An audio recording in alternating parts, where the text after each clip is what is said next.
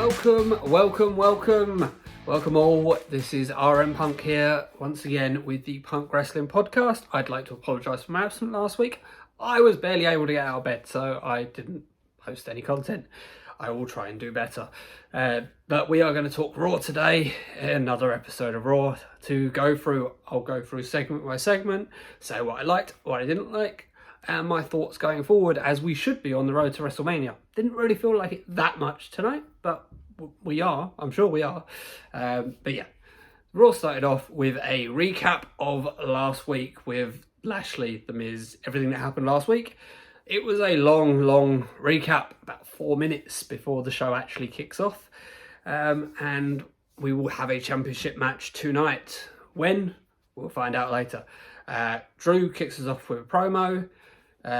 He basically says it's been a bitch of a month, but he's going to start it off with Sheamus. They're going to beat the crap out of each other.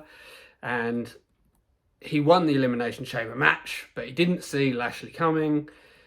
But he will be back. He will get his title back. His road to WrestleMania, slightly different than planned, but he's still going through.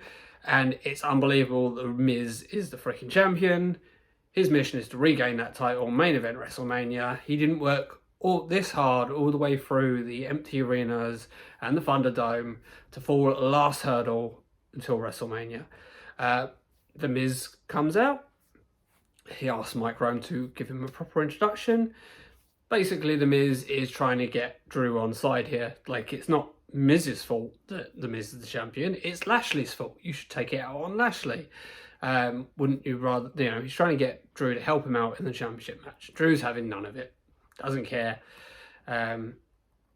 Miz does make a point. Like, he's like, why would you shouldn't be angry at the Money in the Bank holder. That's what their job is. Their job is, as the Money in the Bank holder, is to go and get that title. Miz says he's the victim in all of this, stirs the pot a little bit more.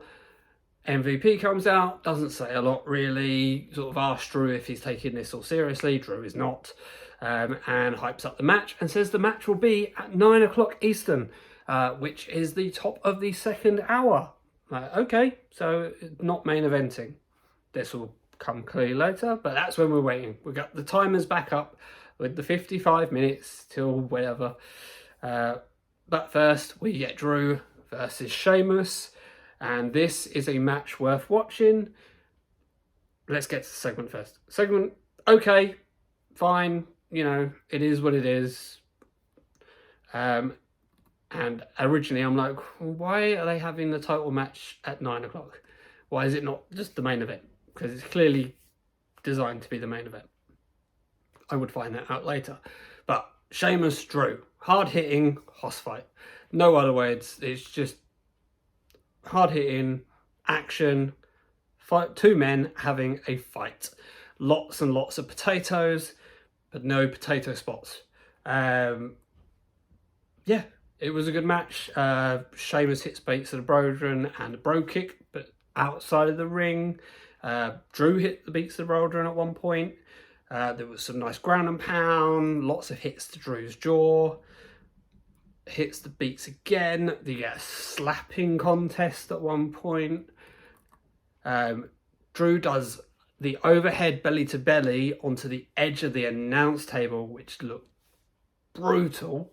That was nice. And an X-Plex onto the announce table, and that table was still standing. They've reinforced that table this week. No one's going through that.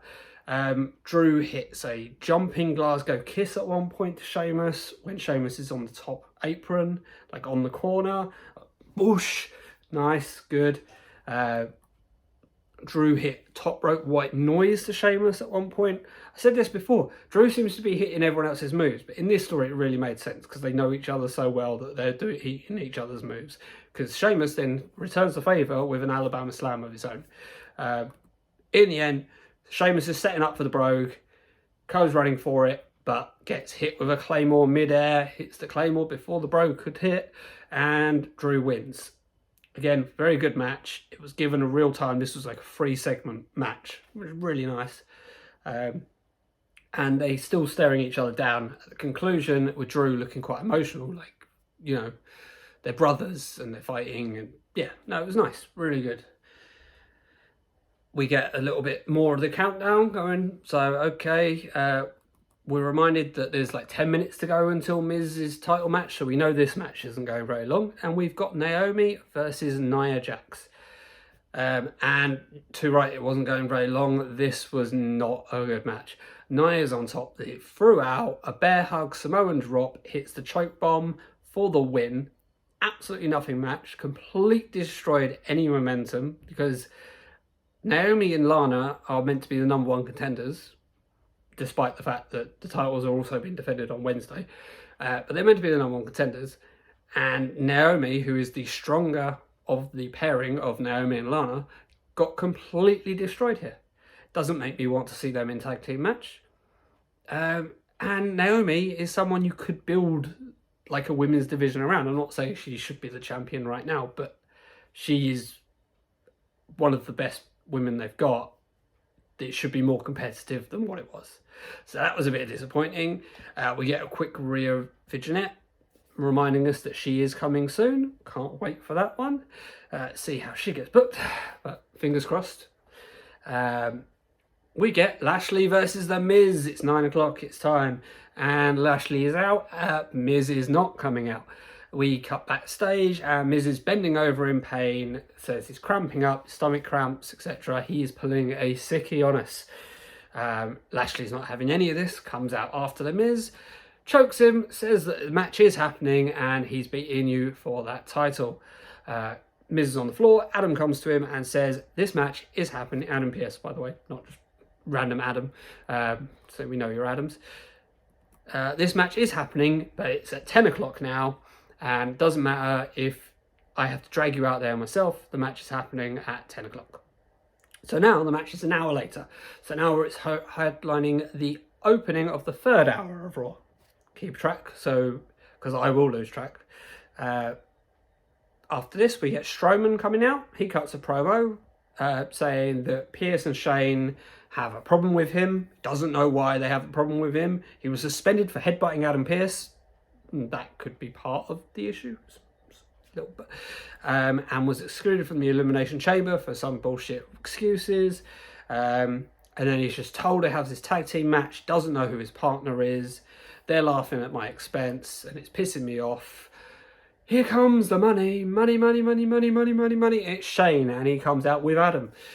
Shane's like, relax, we're not laughing at you. But your failure to achieve your personal goals is getting to you. And Shane is here to help. Uncle Shane for the rescue. He's working on improving himself. He's taking courses. It's one of his main courses is conflict management. It's way above your reading level, Bron. Yeah, that's good conflict management there. Belittle them just beforehand. But communication is key, which is why this is the tag team. This is the tag team match. It's about communication. You don't communicate well with the management. You don't work well with management. So I booked this match with you to communicate with management. Your tag team star is a member of WWE management. Is it Shane? Is it Linda? Is it Trips? No, it is Adam Pearce. Pearce is not pleased. Strowman says this all sucks. Shane says, all right, well, I'll make it a title match. Strowman's like, okay, but if Pearce messes this up, he'll get these hands. My note says, what the fuck? I'm done with this angle before it's even begun. We have the Hurt Business versus Strowman and Adam Pearce. Pearce is not in any kind of ring gear at all, wearing a blazer and dress shoes. The Hurt Business come out, and they're also unimpressed with this, as unimpressed as we all are. And then Strowman, once the match starts, plows through the current tag team champions with ease, throws them both out the ring, does the Strowman Express on both of them, then carries on to throw Cedric around, occasionally giving eyeballs to Pearce. Cedric managed to dodge to make a quick tag and a bit of double team, but leads to nothing as Braun power slams Shelton. Looks like it's all done. Strowman has just beaten the tag team champions single-handedly, but no, Shane gets on the apron. Make the tag. You need to communicate with management. You need to work together. And Strowman listens to him and makes the tag for no real reason. Pearce goes down for the pin, gets small cradled, and the Hurt Business win by fluke. Pierce makes a swift exit, and Braun threatens Shane, and he's going to go, if this carries on, he's going to go wreck this place, and leaves. So, breaking this down, Strowman made the tag champs look weak. It made Braun look stupid, because why would you tag in Adam Pearce in this situation? Why are you listening to Shane McMahon if you think Shane McMahon has something against you? There's nothing good to be had here for this little session. So, let's a bit of palate cleanser here. Let's have some Bad Bunny, Damian Priest, Elias and Riker. So they're backstage.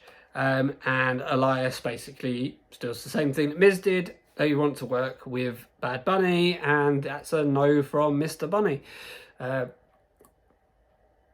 They announced this tag match very early on in the show. They announced most of the matches early in the show. However, they then later in the night, you have a segment which sets up the match. It's almost like you don't know the match is going to happen, but we've all been told the match is going to happen. It's not meant to go the other way around. You're meant to have the segment to like create the match, then you promote the match, and then you have the match. You don't promote the match, have the segment to create the match, then have the match. It's all backwards. So we have Elias versus Damian Priest. Elias is out there doing his guitar stick, and it's an outrage. He was snubbed for a Grammy. Bad Bunny gets a quick entrance for some reason, some fireworks, and then we have the match. This was not anything to write home about. It was a serviceable match, but it felt like killing time, in my opinion. There was nothing at the beginning of the match at all. In the next segment, Elias gets a bit of an upper hand with some aggression and some nice cheap moves. Riker gets a shot in, and then a load of rest holds. Priest gets the comeback. In the end, Priest wins with his finisher, Hit the Lights. I summarised this match in probably about 30 seconds to a minute there. This match felt really long. Longer than it should have been. It was very much filler. I understand that obviously they can't do Bad Bunny versus The Miz when The Miz is still the champion and progress with that angle, but it just didn't mean anything. And my other point is, why is no one chasing after Bad Bunny's 24/7 title? Have all the rules been suspended? What's going on here? We get another recap, everyone. We get another recap of Miz Lashley business and a recap of earlier tonight with Lashley and Miz. But because that's coming soon, we get another match soon. Kayla has an interview with Randy Orton. Randy doesn't know what happened last week with him coughing up all the black sputum, but he knows that Alexa has something to do with it. He watches the recap of last week. Randy is watching the recap, says unless Alexa wants what happened to the Fiend to happen to her, she should move on from all of this. Alexa is on the TV screen behind him with a Jack-in-the-Box. Does the little Jack-in-the-Box. Says that Randy's so silly. Bring him back, or bring it back. I heard bring it back, but bring him back would make sense. Says that there's something you should know. Bring it back. And then there's a hooded figure. Can't see who it is. The hood comes off, and it is Randy Orton. Randy Orton is cutting a promo on Randy Orton, but Randy Orton with a weird voice. Soon you will come face to face with everything you have ever done. And then Randy starts choking again. So are we getting an Orton versus Orton Firefly Funhouse match now? Or Orton versus Lexa? Or Orton versus Fiend? We know we're getting a Firefly Funhouse match at Mania. At the moment, it could be one of three people. He could be fighting himself. Well, it's a story as old as time. To face your true fears, you must fight yourself. We get Miz versus Lashley, round 2. The title match, it's time. Miz is on the mic, says we're all professionals, let's talk business. 17 years Lashley has waited to be the champion, waited for his chance. This isn't the time, this isn't the place for a moment that momentous. It should be Lashley versus The Miz at WrestleMania. And very quickly MVP says, no, we're doing it now. Done. Bell rings and Miz legs it. 1, 2, 3, 4, 5, 6, 7, 8, 9, 10. Miz is counted out. Lashley wins, but Miz is still champ. Lashley is fuming. Lashley comes out, goes to see Shane, and Shane says, we will have a championship match tonight. We have already had one, but we're going to have another one. And he will consider stripping Miz of the title and giving it to Lashley if he doesn't show up. So, surprisingly or not, the WWE Championship match, the real WWE Championship match, will be the main event of Monday Night Raw. Who saw that coming, eh? Next up, we get Charlotte versus Shayna. Charlotte cuts a promo. She says it's been an emotional roller coaster. She didn't want to be in the title picture at all. She wanted to be a good tag team partner to Asuka, which, if you remember the night after they won the tag team titles, where it was very much hinted that Charlotte had agreed to be partners because she was going to get a title match, which was completely forgotten about. But she wanted to be a good partner, but she all got tangled up in this Ric Flair, Lacey stuff. And now it's 6 weeks away from Mania, and she doesn't know what she's doing and who is Asuka's opponent. No one's challenging Asuka, and she's like, well, I want the championship. I want Asuka at WrestleMania, but no, Asuka is injured at home, so I can't challenge her today because of Shayna. And they showed a recap where Shayna kicked Asuka's teeth out. She says, I know Asuka will be back stronger than ever, and when she's come back, I will challenge her. Okay, we know where we're going with this, and that would be when you put Rhea in, but, that's just me. I might harp on about it a little bit too much. So Shayna and Nia come out. They cut a bit of a promo, berating Charlotte. All this talk of focusing on yourself. What's new here? You're an army of one. Shayna's the reason Asuka has no teeth.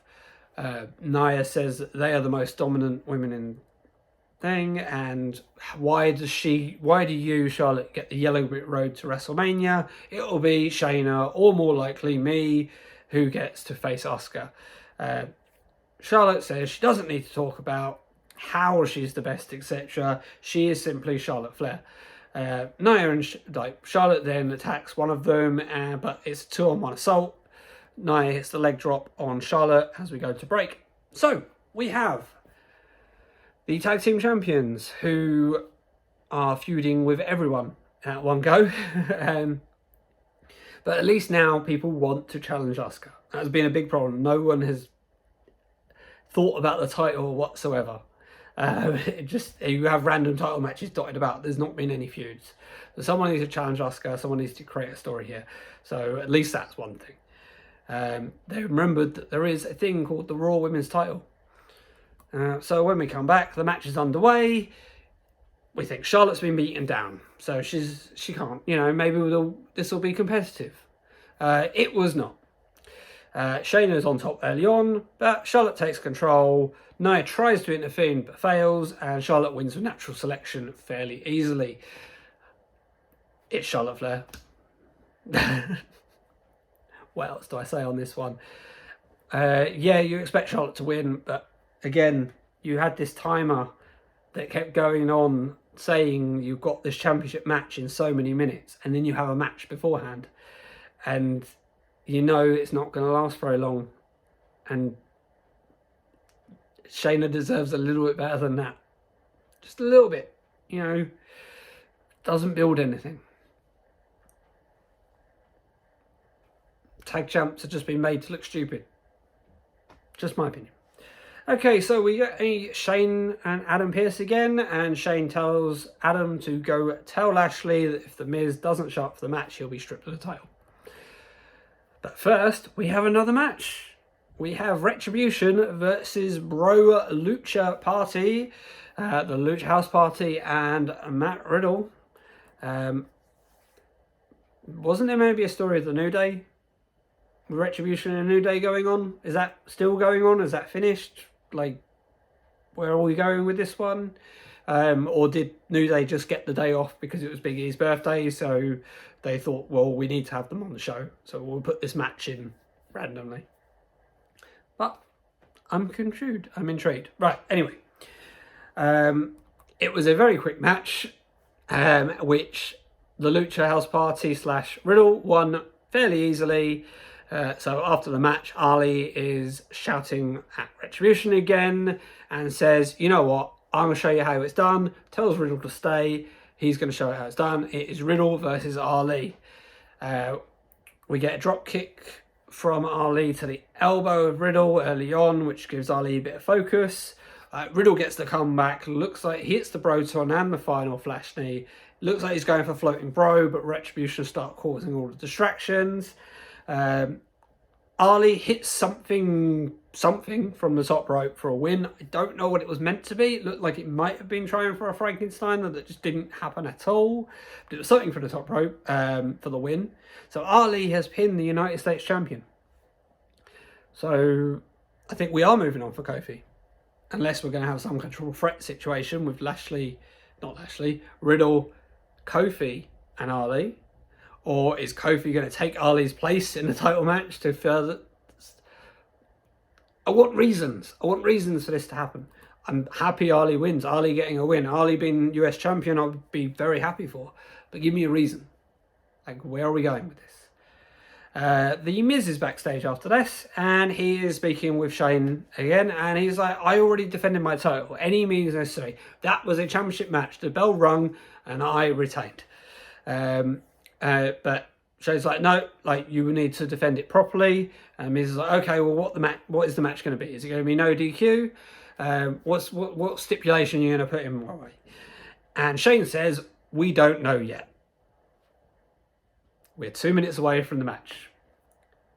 Management don't know what the match is going to be. Is this not the story of Raw as a whole? That they don't know what they're doing moment to moment, week to week. There we go. Just leave you that with that one. Miz says it'll hurt the brand if he loses the title. You need me as the champion. He does it all. He does all the media stuff, commentary, whatever he's needed, he's there. He deserves respect. He's a main event caliber champion. And what kind of champion will Lashley be? And Shane says, well, we're about to find out. Or we might find out. So, we are here. Main event time. Lashley versus The Miz, part 3, I want to say. Shane comes out again prior to the match and announces it is a lumberjack match, so there is no escape for The Miz. Miz tries to hit Lashley with the title early on, that doesn't work. Miz then tries running, that doesn't work, it's a lumberjack match. Lashley gets a hold of him for a little bit, flatliner, a bit ground and pound. Miz tries fighting back to absolutely no effect whatsoever. Lashley then plays catch with The Miz with Retribution, throwing The Miz into Retribution and Retribution throwing him back in. Hits the spine buster, hits the hurt lock for the win, and new WWE champion Lashley. I'm all for Lashley winning the title. Yes, Lashley is a very dominant champion. I would like to see The Miz held it for a little bit longer, but Miz did his job here. He was a chicken shit heel, and he tried every way he could to get out of it, knowing he couldn't beat Lashley in a straight-up match, but he did not succeed. We got there in the end. We get the champion that we figured we were going to be having, and after the match, Lashley puts the hurt lock on once again for good measure.